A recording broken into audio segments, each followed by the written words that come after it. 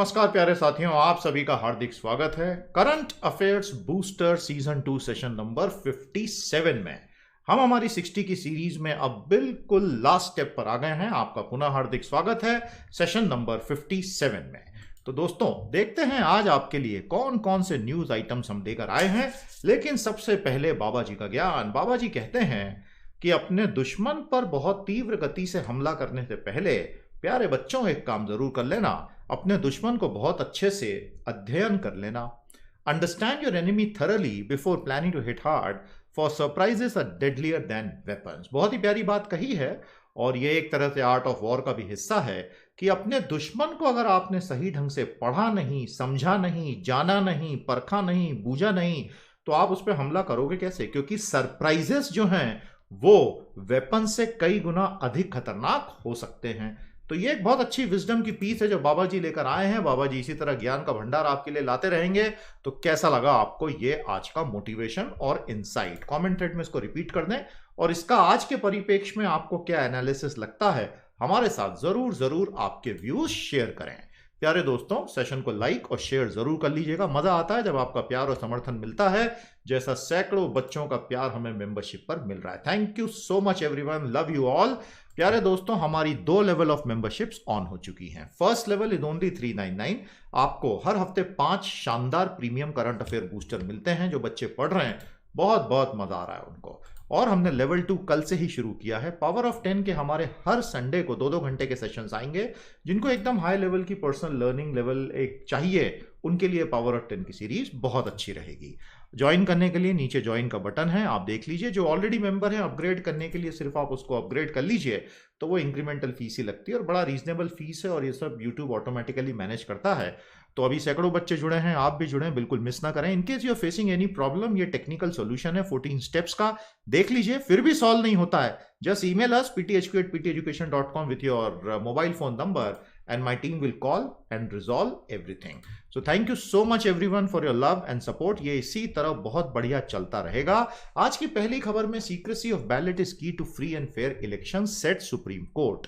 तो supreme court ने ये कहा कि भाई जो representation of the people's act है, जन प्रतिनिधित्व अधिनियम आरपीए, उसकी जो धारा 94 है 94, उसके तहत हर वोटर को यह अधिकार है कि उसके द्वारा डाला गया वोट, फिर वो पंचायत का चुनाव हो, अर्बन लोकल बॉडी का चुनाव हो, राज्य सरकार का चुनाव हो, मतलब असेंबली चुनाव हो या एमपी लेवल का चुनाव हो, उसमें उसका दिया हुआ वोट हमेशा गुप्त रहना चाहिए। Secrecy of ballot is the key, यह सेक्शन 94 कहता है आरपीए का। तो दरअसल ये बोलने की जरूरत क्यों पड़ गई सुप्रीम कोर्ट को? It's a very interesting case. हुआ यह है दोस्तों कि एक इलाहाबाद हाई कोर्ट का डिसीजन आया था, उसके खिलाफ अपील आई थी सुप्रीम कोर्ट में। सुप्रीम कोर्ट ने उस अपील को खारिज करके उस डिसीजन को अपहोल्ड किया इलाहाबाद हाई कोर्ट के। तो क्या था वो हाई कोर्ट का डिसीजन? बेसिकली एक नो कॉन्फिडेंस मोशन जिला पंचायत में आया था, पंचायत अध्यक्ष के खिलाफ, उत्तर प्रदेश में 2018 में। समझ में आया आपको? और उसमें कुछ लोगों ने वोट डालते समय दूसरों को दिखा दिया था कि उनका वोट क्या है, तो उससे सीक्रेसी ऑफ बैलेट खराब हो गई थी और इलाहाबाद हाईकोर्ट ने कहा था कि यह फिर से होना चाहिए 1961 के कानून के तहत, जो यूपी का कानून है। सुप्रीम कोर्ट ने उसको अपहोल्ड किया है और अब ये 2 महीने में होगा और इलाहाबाद हाईकोर्ट का ही कोई प्रतिनिधि जाकर वहां पर ऑब्जर्व करेगा। लेकिन साथ ही साथ ये भी कहा है कि वोटर को ही यह अधिकार है कि वो वॉलंटरीली अपने अधिकार को वेव ऑफ भी कर सकता है। अगर कोई वोटर चाहता है कि वो ये बता दे कि उसने वोट किसे दिया, तो वो बिल्कुल कर सकता है, लेकिन ऐसा वो वोटिंग प्रक्रिया के दौरान नहीं कर सकता है। तो ऐसे ये उलझे हुए मुद्दे हैं, लेकिन मोटी बात यह है कि secrecy of ballot is everything. और इसीलिए कई बार ईवीएम के खिलाफ भी कहा जाता है कि उसमें क्योंकि बूथ लेवल की टोटलिंग होती है, टोटलाइजर मशीन में पूरी सिटी की टोटलिंग नहीं होती है, तो बूथ लेवल के ट्रेंड पता चल जाएंगे तो कोई भी दबाव की राजनीति कर सकता है। तो सीक्रेसी तो वहीं कॉम्प्रोमाइज हो गई। ऐसे बहुत सारे तकनीकी मुद्दे जो आने वाले समय में और मुखर होंगे। तो सबसे पहले हम आप ही से पूछना चाहेंगे, what is the exact meaning of secrecy of ballot and how important it is for the sanctity of democracy in India? प्यारे दोस्तों, अब आपको एक बहुत प्यारा एनालिसिस हम देंगे, military comparison of India and China. ये पूरा एनालिसिस हम देखेंगे और साथ ही साथ आपको बताएंगे why China trade ban may not entirely be a very very smart idea at all. तो जब हमने अभी देखा कि मई और जून में हमने आपके लिए इंडिया चाइना तनाव के ऊपर, भारत चीन का तनाव के ऊपर, तब सीरीज में भी एक पूरा 2.5 घंटे का अच्छा सेशन दिया था। और उसमें बताई गई बहुत सारी बातें धीरे धीरे धीरे कैसे सामने अब एक्सपैंड होती जा रही हैं, हम सब देख रहे हैं। गलवान रिवर वैली में जो कुछ हुआ, गलवान घाटी में, बहुत भयंकर दर्दनाक हुआ। भारत के कई सैनिक शहीद हुए। चीन ने बदमाशी दिखाई और 5 से 6 साल का नरेंद्र मोदी का पूरा प्रयास कि चीन से दोस्ती करें, कि भाई पाकिस्तान जो है वो किसी तरह से इररिलेवेंट हो जाए इस पूरी इक्वेशन में, वो प्रयास सारे के सारे समाप्ति हो गए। क्यों समाप्त हुए? क्योंकि चीन ने तो खंजर भोग और सारे के सारे रिश्ते को ही खत्म कर दिया। आइए अब थोड़ा सा कंपैरिजन देखते हैं कि हमारी जो मिलिट्री पावर है, एकदम मोटे मोटे तौर पर मैक्रो लेवल पर कंपैरिजन में हम दोनों कैसे हैं। दोस्तों, ये जो है ग्लोबल फायर पावर रैंकिंग के नाम से एक होती है, तो उसमें भारत को चौथे नंबर पर रखा गया है, चीन को तीसरे नंबर पर रखा गया है। नेचुरली फर्स्ट टू कौन होंगे, आप समझ ही सकते हैं कौन होंगे, बताइए। लेकिन थर्ड और फोर्थ पे होने के बावजूद the power differential between the two nations is very substantial. It is not something trivial at all. काफी बड़ा पावर डिफरेंशियल है, qualitatively as well as quantitatively. मतलब ये हमारे लिए चिंता की बात है। अब आप देखेंगे पहला चार्ट, भारत का जो मिलिट्री एक्सपेंडिचर है as a percentage of GDP. आप बोलेंगे सर इससे क्या होता है, ये तो आंकड़ों का खेल है। ये आंकड़ों का खेल नहीं बेटा। जीडीपी के प्रतिशत के रूप में आप जो कुछ सेना पे खर्च कर रहे हो वो आपके इंटेंट को दर्शाता है। राजीव गांधी के समय एक बार भारत ने भयंकर 4% के ऊपर खर्च कर दिया था और वहां चाइना भी हड़बड़ा गया था कि एकदम से भारत को क्या हुआ है। फिलहाल अभी हमारा सतत रूप से घटता गया है और 2.4% ऑफ जीडीपी पे आके रुक गया है। So there has been a steady wane. और एट द सेम टाइम इस साल क्योंकि जीडीपी भी श्रिंक हो रहा है तो ये एब्सोल्यूट नंबर भी घट जाएगा। अब एब्सोल्यूट नंबर में कंपैरिजन देखिए, 1989 में दोनों बराबर थे, $10 अरब दिख रहा है आपको सेकंड चार्ट में। आज भारत ने किया $70 अरब, चीन ने किया $260 अरब। 3.5 गुना क्वांटिटेटिवली फर्क आ गया। लेकिन क्या होता है, ये बड़ा मिसलीडिंग होता है। चाइना के पास केवल एलएसी थोड़ी है, चाइना को साउथ चाइना सी भी संभालना है, चाइना को पैसिफिक भी संभालना है, चाइना को ऊपर मंगोलिया रशिया भी संभालना है, चाइना को अमेरिका को भी संभालना है। तो ऐसा थोड़ी कि चाइना को सिर्फ इंडिया संभालना है। Hence, please remember that China has multiple fronts. It is not that India is the only front that China has to manage or take care of. So that $260 billion will be spent across multiple fronts. फिर भी भारत से वो 3.5 गुना ज्यादा है। आपको gap समझ में आ रहा है दोस्तों? और क्योंकि अब हमारा जीडीपी इस साल श्रिंक होगा, 5, 10, 15, 20% कितना होगा एक साल बाद पता चलेगा, तो एब्सोल्यूट टर्म्स में हमारी स्पेंडिंग वैसी कम हो जाएगी। समझ में आ गई अभी तक की बात आपको? अब एयरफोर्स, नेवी और आर्मी, ये तीनों के बीच जो अलग अलग पैरामीटर्स होते हैं, तो चीन हमसे 3.6 टाइम स्पेंड कर रहा है, तो उसके जो हार्ड एसेट्स हैं, हालांकि मैं इस कंपैरिजन को कई बार बहुत जायज इसलिए नहीं मानता हूं कि भाई अगर वॉर होगा तो जैसे कॉम्बैट एयरक्राफ्ट देखिए, भारत के पास 538, चीन के पास 1232। अरे तो वो 1232 भी तो बहुत सारे तो पैसिफिक फ्रंट पे लगे हुए होंगे ना। ऐसा थोड़ी है कि सारे के सारे उसने तिब्बत ऑटोनोमस रीजन में लगा रखे होंगे। हालांकि वहां उसने डोकलम के बाद बहुत भयंकर तैयारी की हुई है और वहां पर वो अपने सैनिकों को एक्लेमेटाइजेशन और उसके लिए बहुत ज्यादा तैयारी करवाता आया है। लेकिन फिर भी ऐसा थोड़ी है कि पूरे 1200 वो यहां लगा देगा। फिर भी एक मोटे तौर पर मैक्रो लेवल पर अगर समझना है तो this is not a bad comparison. तो आप देख रहे हैं नेवल कैपेबिलिटीज भी चाइना की थोड़ी ज्यादा ही हैं, वंस अगेन क्योंकि उसको एरिया भी ज्यादा देखना है। भारत का कोई ऐसा बड़ा भारी लक्ष्य कोई पैसिफिक में जाने का तो है ही नहीं, अमेरिका कितना भी उसको इंडो पैसिफिक में लाने की कोशिश करे। So India is focused primarily on Indian Ocean region. भारतीय हम हिंद महासागर पर फोकस करें क्योंकि वो हमारा रीजन है, हमें उसमें डोमिनेशन रखना है, एसर्शन रखना है, और अभी तक तो हम रखने में पूरी तरह से सफल हुए हैं। गैप ऑन द लैंड आप देखेंगे तो जमीन पर भी यानी सेना के स्तर पे भी गैप काफी है। हालांकि हमारी जो टोटल आर्मी पर्सोनेल है इंक्लूडिंग रिजर्व 37 लाख है, चीन के 27 लाख है, लेकिन एक्टिव पर्सोनेल उनके हमसे ज्यादा हैं। लेकिन फिर आपको बोलूं कि यह काफी मिसलीडिंग हो सकता है। इस तरह से अगर हम कंपैरिजन करेंगे तो कोई ऐसा थोड़ी कि पूरी की पूरी सेना एक साथ आमने सामने आके खड़ी हो जाएंगी।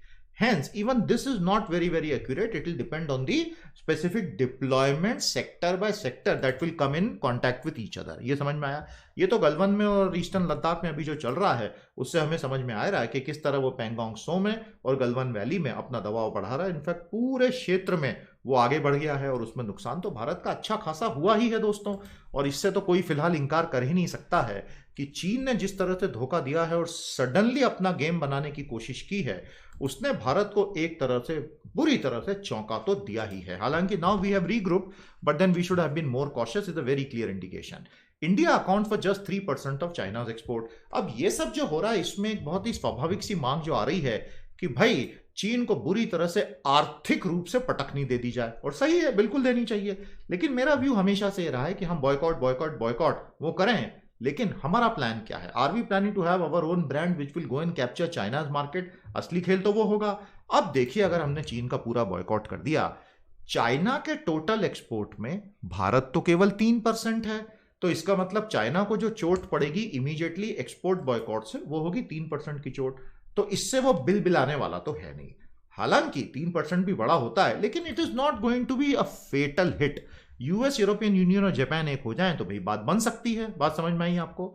लेकिन भारत चीन में अपना टोटल एक्सपोर्ट का 5.4%, तो अगर चीन ने बदले में बॉयकॉट कर दिया तो हमारा 5.5% एक्सपोर्ट मारा जाएगा, और ऑलरेडी अभी हमारे एक्सपोर्ट बहुत बुरी तरह से श्रिंक भी हो रहे हैं। ट्रेड डेफिसिट आप देखेंगे दोस्तों, दरअसल हमारी जो जियोपॉलिटिकल स्ट्रेटजी पिछले 7 सालों में रही है कि चीन से अगर हमने दोस्ती कर ली और चीन भारत में इन्वेस्ट हो गया, मतलब चीन के अपने ओवरऑल इकोनॉमिक इंटरेस्ट भारत में इतने बढ़ जाएं कि अब वो भारत से पंगा नहीं लेना चाहता है। मोदी जी की स्ट्रेटजी यही रही, तो उन्होंने ट्रेड डेफिसिट बढ़ने दिया, क्योंकि ये फिगर्स तो उनको पता ही होंगे ना। तो as you can see, we had touch in fact $63 billion in 2017-18। उसके बाद स्लो डाउन आ गया अभी, इसलिए सब कम हो गया।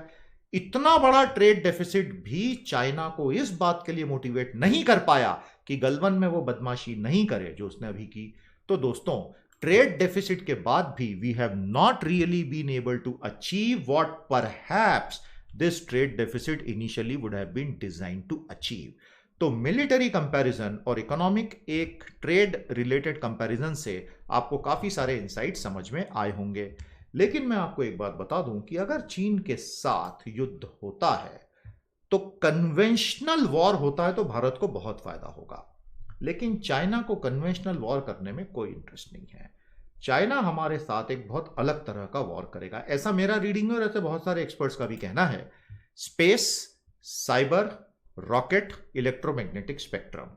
चाइना ने पिछले 6 सालों में इस बारे में काफी बातें शी जिनपिंग खुद भी करते रहे हैं कि हमें तो शॉर्ट, स्विफ्ट और बड़े अनकन्वेंशनल वॉर्स करने हैं और न्यू डोमेन्स में नर्चरिंग करो, और उन्होंने स्पेस, साइबर, रॉकेट और इलेक्ट्रोमैग्नेटिक स्पेक्ट्रम में बहुत इन्वेस्ट किया है। So India will have to really pull up its socks. CDS Rawat has this task cut out. आने वाले महीनों में, दिनों में उन्हें ये सब चीजों को एक जगह लाकर कन्वेंशनल से आगे जाकर भारत का क्या रिएक्शन होगा, उसके लिए देश को तैयार करना होगा। अभी तक की सारी बातें आपको समझ में आ गई? 2 सवाल आपको देता हूं, फटाफट नोट करें। Present a comparison of the conventional military abilities of China versus India. Point number 2, in light of the Chinese aggression on the LAC, how viable will be an economic boycott of China from the perspective of weakening it? तो जो volunteers question compile कर रहे हैं, comment में लिख रहे हैं और उत्तर भी लिख रहे हैं, बहुत बहुत धन्यवाद, बढ़िया काम कर रहे हो प्यारे दोस्तों। आप सबको बताते हुए मुझे बहुत बहुत खुशी है कि बच्चों की ही डिमांड पर, सभी स्टूडेंट्स की ही डिमांड पर पीटीज आईएएस एकेडमी के शानदार अपडेटेड प्रोग्राम्स में अब हम आपको कल से मंथली सब्सक्रिप्शन स्कीम भी देने वाले हैं। Many students had asked for it. We are very very happy to offer you 3 types of monthly subscription schemes for the entire range of program of PT's IAS academy. तो वो बहुत user friendly हो जाएगा। मैं कल शाम को मेरे सीए बूस्टर में उसकी घोषणा कर दूंगा और उसका एक अलग से डेडिकेटेड एक्सप्लेनेटरी सेशन भी डालूंगा। बहुत से बच्चे जो हमारा पूरा पूरा कोर्स ज्वाइन नहीं कर पाते हैं, आपको वो बहुत यूजफुल लगेगा। तो वेट कीजिए कल की हमारी अनाउंसमेंट का। दोस्तों, चाइना का ट्रेड बैन अगर हम करते हैं तो दोनों तरफ नुकसान होगा, चाइना को भी नुकसान होगा, कोई शक नहीं। तो बायलैटरल ट्रेड के ट्रेंड्स क्या हैं? इंडियन एक्सप्रेस का बहुत अच्छा एनालिसिस है कि भाई भारत का टोटल ट्रेड अगर हम 2018-19 को देखें, 844 बिलियन का, सर्विसेज और गुड्स दोनों की बात कर रहा हूं, उसमें total trade with China was $87 billion. ये समझ में आया आपको? तो 10% total trade goods and services में चाइना के साथ है, जिसमें एक्सपोर्ट चाइना को किया 16 अरब और इंपोर्ट कर लिया 70 अरब का। देखिए, तो रातों रात आप बंद करोगे तो प्रॉब्लम सिर्फ एक होगी कि जो इंडस्ट्रीज आज पूरी तरह चाइना पे डिपेंडेंट हो गई हैं वो तो बेचारी मारी जाएंगी। तो इसलिए हमें उसको समझना। अब कई जगह लोग चाइनीज फूड स्टॉल्स पे जा जाके हमला कर रहे हैं। अरे भाई, हम लोगों ने जिस स्टाइल में चाइनीज खाना बनाया, तो चाइनीज खाने की हत्या तो हम वैसे ही कर चुके हैं। गोभी मंचूरियन कहीं होता है क्या यार? मंचूरियन डोसा बनता है कहीं दुनिया में? तो बनाओ। मैं तो और बोलता हूं, उनकी छाती पे मूंग दलने के लिए तो इंडियन रेसिपी में चाइनीज बनाओ। तो वो बेचारे वैसे ही दुख के मारे रोने लग जाएंगे चीनी लोग।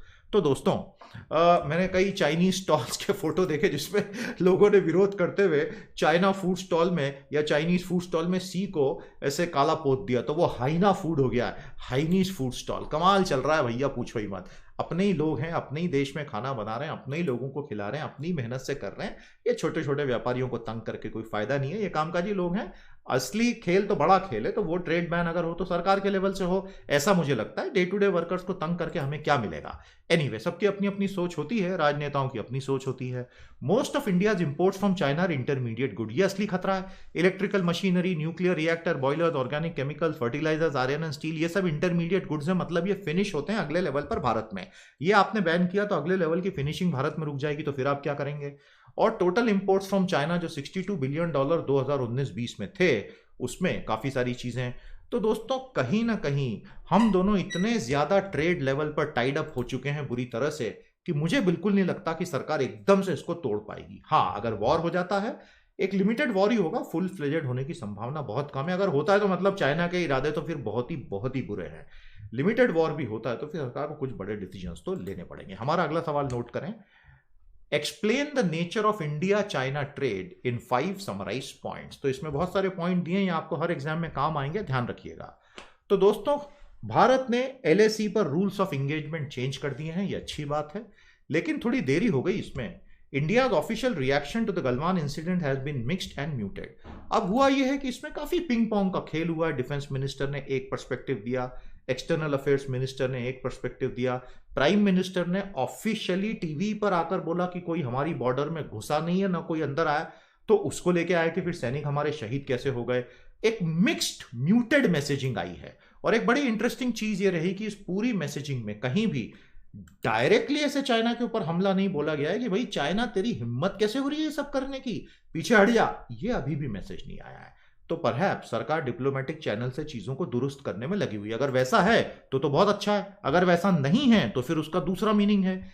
चाइना's power differential and suddenness of attack is confounding Indian reaction. देखिए एक्चुअली क्या हुआ है, इतना इन्वेस्टमेंट चाइना पे हुआ है, मतलब एक emotional investment, strategic investment, relationship building में, कि ये जो सडन रिवर्सल हो गया अप्रैल मई जून में, it is a big loss for India's foreign policy. क्योंकि अब फिर से 2 फ्रंट खुल गए हमारे सामने, जो कभी खुलना ही नहीं चाहिए। क्योंकि देखिए, भारत 2 फ्रंट कैसे मैनेज करेगा? हमारे सामने भी पैंडेमिक और इकोनॉमिक चुनौती है, तो हमें 2 फ्रंट्स पे करना पड़ा, तो हमारी तो सारी ऊर्जा वहीं लग जाएगी। यही तो स्ट्रेटेजी पिछले 6 साल की थी। और इसलिए हमारा एस्टेब्लिशमेंट थोड़ा सा भी सकते में है कि भाई ये क्या हुआ। वहां से डोनाल्ड ट्रंप की अपनी अलग से जो गाना है वो चल ही रहा है, Indian China come to blows, we are here to help you if you want it. Sir, आप अभी चुनाव तो लड़ लो, आपकी तो हालत अभी बहुत खराब है, बता रहे हैं, आप शायद हार भी सकते हो। I'm the best. Nobody knows more about defeat than I do. Yes, sir, we agree. तो हमारा अगला सवाल नोट करें दोस्तों। What has been the big shock to the Indian foreign policy given the Galwan incident? आइए दोस्तों, 2 minute में समझते हैं भारत की फॉरेन एक्सचेंज की अद्भुत यात्रा। ये इतना प्यारा चार्ट था कि मैं खुद को रोक नहीं पाया भैया ये चार्ट लाने से। इसको मैंने पीसेस में बांट दिया ताकि आपको समझा सकूं। तो क्या वो समय था 1950s में जब भारत धीरे धीरे क्लोज्ड इकोनॉमी बनने की तरफ बढ़ा, और भारत में FDI नहीं होता था, FPI FII नहीं होता था, इनवर्ड रेमिटेंसेस डॉलर में नहीं होते थे, everything was controlled, and we went on like that for a very long time. Some shocks here, some shocks there, एड आता रहा, मैनेज करते रहे। But by 1990 things had gone to dogs, और हालात इतने बिगड़ गए थे कि Narasimha Rao ji had to go for a massive wave of economic reform. और उसके बाद भारत में पूरी ताकत से हमने डॉलरों का आना, उसकी अनुमति दे दी। और उसके बाद 2000 आते आते RBI ने यह मन बना लिया कि मुझे कम से कम 1 साल का इंपोर्ट कवर फॉरेन एक्सचेंज का हमेशा मेंटेन करना है। तो फिर RBI की ऑफिशियल पॉलिसी थी, सोना खरीदो, डॉलर खरीदो, मेंटेन करो। और वहां से धीरे धीरे आज हम 501 अरब डॉलर पर आ गए। बहुत बहुत बधाई हो, इंडिया का एक्सटर्नल अकाउंट बहुत बढ़िया चल रहा है, ये हमारे लिए बहुत अच्छी बात है। Although by itself it is neither a blessing nor a curse, but at least it is not just $50 billion is what the blessing is. तो ये पूरी कहानी है 1947 से लेकर 1991 के हमारे लिबरलाइजेशन वाले शॉक तक की ये पूरी कहानी है। अनइवेंटफुल थे बहुत सारे साल, बीच बीच में कभी कभी शॉक आते रहे, सरकार सब कुछ कंट्रोल करती रही, क्राइसिस तो होती रही, लेकिन सब कुछ किसी तरह मैनेज किया गया। लेकिन जब बीओपी क्राइसिस 91 की आई तो नरसिम्हा राव के पास कोई ऑप्शन नहीं था except massive large scale liberalisation, and that brought in FDI, FII, remittances, and then came the IT sector. तो वो इनविजिबल अर्निंग में डॉलर्स लाने लगा। जब जब क्राइसिस हुई, आरबीआई ने हमेशा एनआरआईज के ऊपर फॉरेक्स के लिए रिलाई किया, कभी एफसीएनआर ए स्कीम से, कभी जब हमारे ऊपर 1999 में इकोनॉमिक सैंक्शंस लगा दिए थे अमेरिका ने because of our Pokhran 2 nuclear test, तो रिसर्जेंट इंडिया बॉन्ड्स के रूप में। और उसके बाद 2000 के बाद आरबीआई ने मन बना लिया कि मुझे अपना फॉरेक्स कवर 1 साल का इंपोर्ट कवर में करना है। तो बढ़ता गया बढ़ता गया बढ़ता गया बढ़ता गया और फाइनली 5 जून को 500 अरब डॉलर क्रॉस कर गया। लेकिन एक बात याद रखिएगा कि ये अपने आप में एक अनमिक्स्ड ब्लेसिंग नहीं है कि सब बढ़िया ही बढ़िया है, क्योंकि जो 450 अरब डॉलर के फॉरेन करेंसी एसेट है इस 500 में, आरबीआई को वो सब इन्वेस्ट करने पड़ते हैं दुनिया में, तो अमेरिका के ट्रेजरी बॉन्ड में वगैरह, तो वहां कुछ होता है तो आरबीआई पर असर आता है, तो there is a currency risk automatically involve, और इसलिए आरबीआई का हेडेक बहुत बढ़ता है। लेकिन फिर भी आरबीआई डॉलर खरीदता जा रहा है because RBI is very very of what may happen in the next 12 month. समझ लेना मेरी बात को, ये बहुत गंभीर। प्लस अभी ईसीपी बहुत बड़ा, एक्सटर्नल कमर्शियल बोरोइंग, तो उसमें एक आपकी डॉलर डिनोमिनेटेड डेट की रिस्क बनी हुई है। यह है पूरी पूरी कहानी भारत के 501 अरब डॉलर के फॉरेन एक्सचेंज रिजर्व की। मामला खुशी का तो है, लेकिन इसका मैनेजमेंट अच्छे से हो यह बहुत आवश्यक है। तो हमारा अगला सवाल नोट करें, trace the journey of India foreign exchange reserves to 500 to its crossing the $500 billion mark, $500 trillion mark in June 2020। प्यारे दोस्तों, डोनाल्ड ट्रंप के सितारे थोड़े से गर्दिश में चल रहे हैं। I'm not going to allow this. No, sir. There's no way I'm going to allow you to talk like that about me. I'm the best. इनके सितारे गर्दिश में इसलिए आ गए हैं क्योंकि उनकी अप्रूवल रेटिंग्स बहुत तेजी से गिर रही हैं, हिस्टोरिकल लोस पर आ गई हैं। और हाल ही में उन्होंने बोला था मेरी एक ऐसी रैली होगी कि सब धुल जाएंगे। वो रैली में उनके दावे के 20% लोग भी नहीं आए, तुलसा रैली। और उस तुलसा रैली में maximum people were not even wearing mask. America में 1.25 लाख लोगों की मौतें हो गई हैं कोविड से, और 1.5 लाख लोग इकट्ठा बिना मास्क पहने, और बोल रहे हैं yes we know it's a very dangerous disease and you know my friend I mean he died, his son also died, but then we are never sure about things. ऐसा वहां के लोग बोल रहे हैं। मतलब मेरे समझ नहीं आता ये कैसी सुपर पावर है यार। यहाँ के लोगों को अक्ल नहीं है कि भैया मास्क पहने बिना घर के बाहर जाना नहीं है, भैया कहीं जाओ तो साथ में दस्ताने वगैरह लेके जाओ, भैया कहीं जाओ तो साथ में सैनिटाइजर वगैरह लेके जाओ। चलो ले लो कोरोना माता का प्रसाद, दिसंबर तक माता जी यही हैं, go corona go, no corona no, corona माता शांत हो। तो कल लोग सोलर एक्लिप्स में कोरोना माता के मरने का इंतजार कर रहे थे। गजब के लोग हैं यार भाई। सोलर एक्लिप्स से कोरोना पे क्या असर आएगा यार, बताओ मेरे को यार, कैसी बातें करते हो यार। विज्ञान की थोड़ी तो इज्जत कर लो यार। विज्ञान भी रोता है कई बार यार कि क्या कर रहे हो मेरे साथ तुम लोग हिंदुस्तान में। एनीवे, अपनी अपनी सोच है, जिसको जो मानना है मानो, भाई डेमोक्रेसी कोई क्या कर सकता है, डेमोक्रेसी का अपना अलग ही आनंद है। तो डोनाल्ड ट्रंप के सितारे गर्दिश में, अप्रूवल रेटिंग गिर रही है, मेगा रैली उनकी फ्लॉप हो रही है, लोग मास्क नहीं पहन रहे हैं, और फाइनली अब वो इतने फ्रस्ट्रेट हो गए कि वो बोल रहे हैं कि अब हमें टेस्टिंग का रेट कम कर देना चाहिए, क्योंकि हम तो उल्लू बन रहे हैं, हम टेस्टिंग ज्यादा कर रहे हैं तो लोगों को ऐसा लग रहा है अमेरिका में इन्फेक्शन ज्यादा है। सर डेथ्स भी तो हुई है ना, ऐसा नहीं है। और ये थोड़ा सुना सुना लग रहा है मुझे कि टेस्टिंग कम करो, टेस्टिंग कम करो। खैर, तो प्यारे दोस्तों, क्या लगता है आपको, who is going to be the next president, Joe Biden और डोनाल्ड ट्रंप, एंड वाई, बताइएगा। बड़ी अजीब कहानी है भैया। 16 दिन में 16 बार पेट्रोल और डीजल के दाम बढ़ गए। 16 दिन में 16 बार, मतलब यार चाकू ऐसे ऐसे करके मार रहे यार। गुरु एक बार में से आर पार कर दो यार, खत्म हो कहानी। तो ये हो रहा है पेट्रोल और डीजल 16 टाइम्स इन 16 डेज। अब सरकार मजबूर है। सरकार मजबूर इसलिए है क्योंकि बाकी के टैक्सेस, जीएसटी हो, इनकम टैक्स हो, कॉर्पोरेट इनकम टैक्स हो, उसमें जो गिरावट आ रही है वो अभूतपूर्व है। नहीं तो सरकार कोई 16 दिन में 16 बार कोई भी सरकार करेगी, क्योंकि एक पॉइंट के बाद तो समर्थक भी साथ छोड़ देंगे, क्योंकि अल्टीमेटली तो जेब से पैसा निकल रहा है। उससे भी ज्यादा अभी जो खरीफ की बोइंग का सीजन चल रहा है, किसानों की हालत खराब हो गई है, और किसान बार बार बोल रहे हैं कि अब तो पेट्रोल के लिए आप हमको सब्सिडी दीजिए, क्योंकि डीजल और पेट्रोल की प्राइसेस लगभग बराबर हो गई, we can not afford it. तो देखिए, सरकार को अब रुक जाना चाहिए। जिस तरह से सरकार ये बढ़ाई जा रही है, होगा ये कि now it will become counter productive. अब डिमांड पर असर आने लगेगा। डिमांड इंजन वैसे ही टूट चुका है, आप उसको बढ़ाइए, मांग चल रही है, सरकार उसको बढ़ा नहीं पा रही है। अब उसमें ये पेट्रोल डीजल के दाम बढ़ रहे हैं, तो ये डिमांड इंजन रिवर्स हो जाएगा। That would be suicidal. तो सरकार साहब हमारा निवेदन है कि मालिक अब मत बढ़ाओ यार, बहुत हुई डीजल पेट्रोल की मार, अब की बार थोड़ा प्यार दिखा दो सरकार। आई होप आपको बात समझ में आ गई। तो सेंटर को अब डिसइन्वेस्टमेंट फंड्स की महती आवश्यकता है और सरकार बोल रही है कि भैया एलआईसी का लिस्टिंग का मतलब होता है स्टॉक मार्केट में लिस्टिंग, यानी एलआईसी के शेयर को पब्लिक को ऑफर करना, मतलब बेसिकली सरकारी कंपनी का विनिवेश कर देना। बहुत तेजी से इसकी फास्ट ट्रैकिंग की जा रही है और एलआईसी का शेयर लगभग 70% है। ये भारत की शान है। आप बहुत अच्छे से जानते हैं दोस्तों कि एलआईसी 2 करोड़ 19 लाख पॉलिसीज के साथ में आज नंबर 1 है और इसके 12 लाख से ज़्यादा एजेंट हैं। ये अपने आप में एक एम्प्लॉयमेंट जनरेटर है और बहुत शानदार प्रॉफिटेबल कंपनी है। स्टॉक मार्केट में इन्वेस्ट बहुत करता है, स्टेबिलाइजर का काम करता है। बड़ी बड़ी कंपनियों में गवर्नमेंट की तरफ से ये शेयर्स खरीद के माइनॉरिटी प्रमोटर्स को भी कई बार स्थिरता प्रदान करता है। लेकिन अब सरकार इसको प्राइवेटाइज करने की दिशा में यानी पब्लिक कंपनी बनाने की दिशा में आगे बढ़ रही है। तो अब देखिए आगे आगे होता है क्या। भगवान करे कि अल्टीमेटली गवर्नमेंट के हाथ में रहे। There are a few things which should never be given to private sector. It is my personal feeling, I don't know whether you agree or not, and LIC is one of them. तो प्यारे दोस्तों हमें बताइएगा अगले सवाल का जवाब बताइएगा। हाउ गुड और bad is the idea to list LIC. ये कोविड का ट्रुथ है। आपको इसमें कुछ चेंज दिख रहा है? पॉइंट नंबर 3 में चेंज कर दिया है हमने। There are some emerging antiviral drugs for it. कल तक हमने लिखा था there are no proven drugs. अब ये हो रहा है कि नई दवाइयों के नाम रोज आ रहे हैं। हालांकि एक भी दवाई बनाने वाला ये नहीं बोल रहा है कि डंके की चोट पे ये रहा सर्टिफिकेट, लो खा लो दवाई, एक भी नहीं बोल रहा है। मतलब there is a lot of pressure on the government to show something. ये अपने आप में डेंजरस सिग्नल होता है, लेकिन अब जो है सो है। तो दोस्तों पॉइंट 3 में चेंज कर दिया, बाकी सब का वही है। रेमडेसिविर, फेविपिराविर ये दोनों मार्केट में आ रहे हैं और डेक्सामेथासोन तो आ ही गया सबसे बीमार लोगों के लिए। उसके अलावा रेमडेसिविर और फेविपिराविर ये 2 दवाइयां एंटीवायरल बोल रहे हैं कि माइल्ड सिम्टम्स वालों को भी दी जा सकती है। अब इस पे क्या वाकई में very large scale randomise control trial double blinded हुए हैं, नहीं हुए हैं? अब भैया जो होगा सो देखा जाएगा।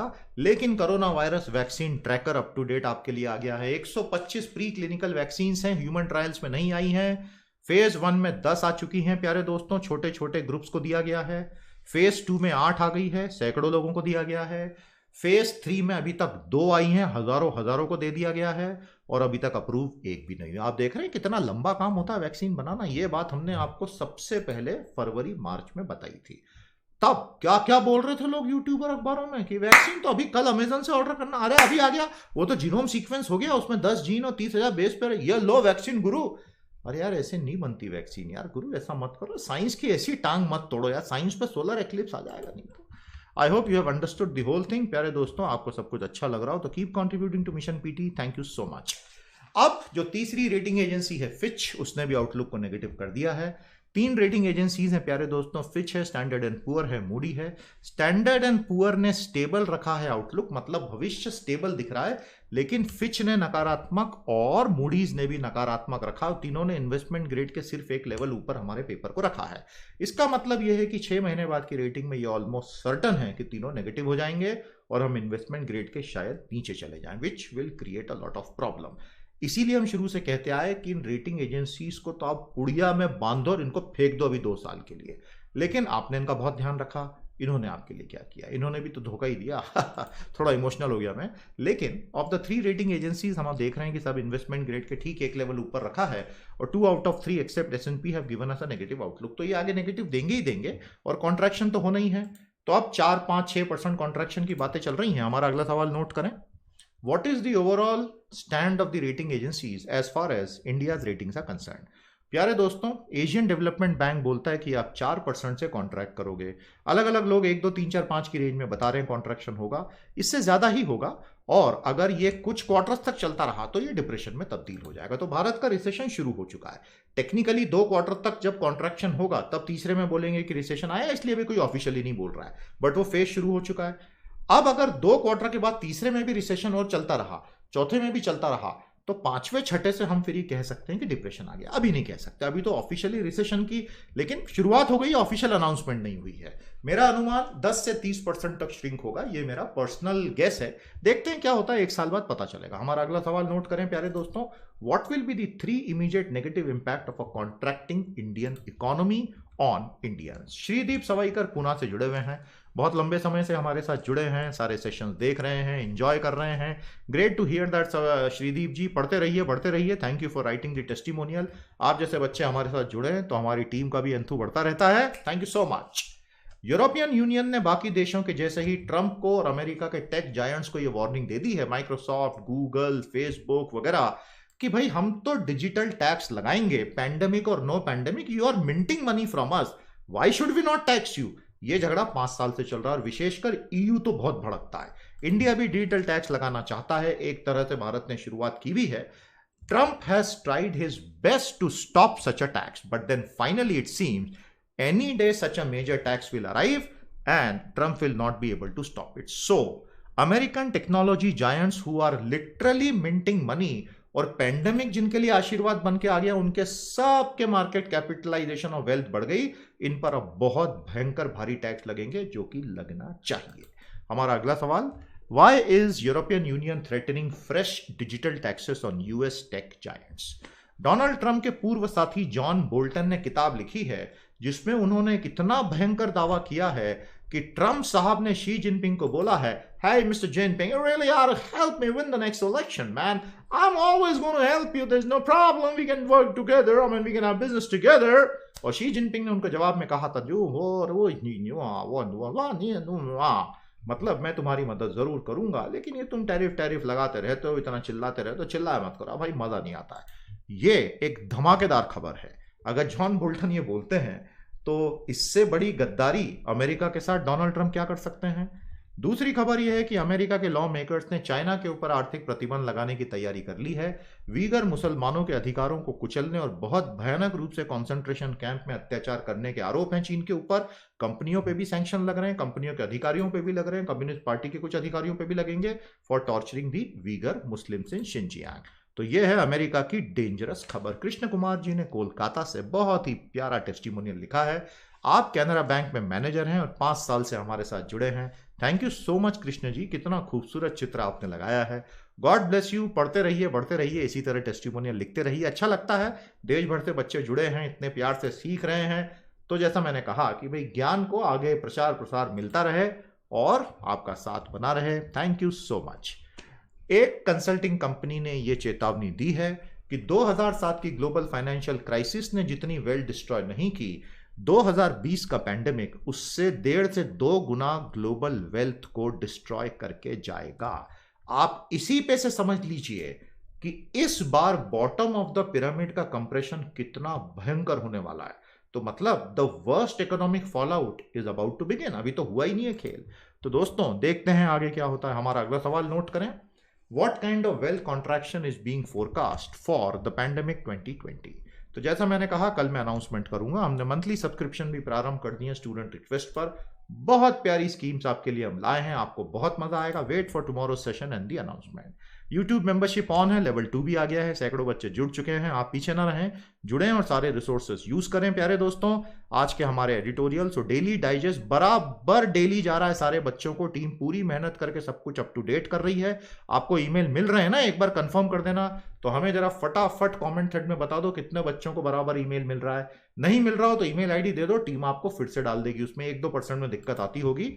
तो दोस्तों ये सारे एडिटोरियल्स वगैरह हैं। और अभिषेक रामकृष्णन जी ब्रिस्बेन से जुड़े हुए हैं। थैंक यू अभिषेक, आप दुनिया में जहां भी जाते हैं आपके मैसेजेस हमको लगातार आते हैं और आप बहुत प्यारे प्यारे क्वेश्चन पूछते हैं। इतना सब यहाँ डिस्कस करना पॉसिबल नहीं होता है। तो मैं अपने सभी स्टूडेंट से रिक्वेस्ट करूंगा, whatever Abhishek has written and asked, please interact with him and give answers and opinion to what he has written. Thank you so much Abhishek and the picture is absolutely beautiful. आज के session में इतना ही प्यारे दोस्तों। कल मिलेंगे आपके साथ सेशन 58 में, plus the announcement of the monthly subscription scheme for our courses on PT's IAS academy. नमस्ते, जय हिंद।